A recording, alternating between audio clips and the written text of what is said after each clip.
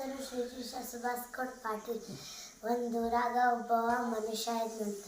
ಅವಂಗ ದೇವ್ರ ಮೇಲೆ ಜಾಸ್ತಿ ಭಕ್ತಿ ಇತ್ತಂತ.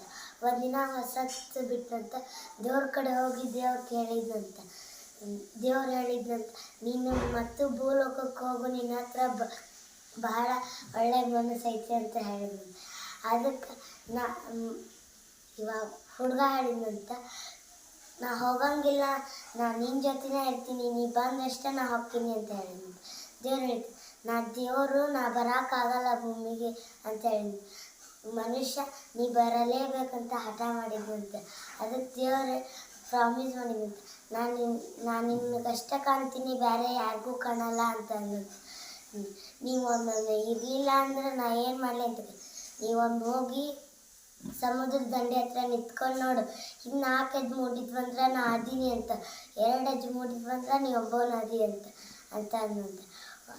1-2 ವರ್ಷ ಕಳೀತಂತ ಮತ್ತೆ ಬಚ್ಚಲ ಮನೆಗೆ ಹೋದಂತ.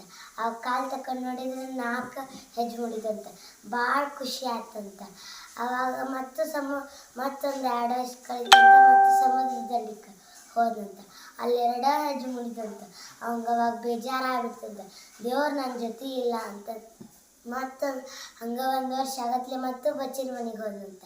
ಆವಾಗೂ 2 ಹೆಜ್ಜೆ ಮೂಡಿದ್ವಂತ.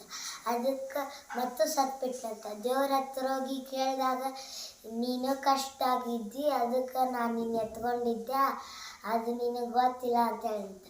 ಇವಾಗ ಮನುಷ್ಯ ಇಲ್ಲ, ನನ್ನ ಹೆಜ್ಜೆ ನನ್ನ ಹ್ಯಾಂಗೆ ಬಿಟ್ಟು ಹೋಗಿ ಅಂತ.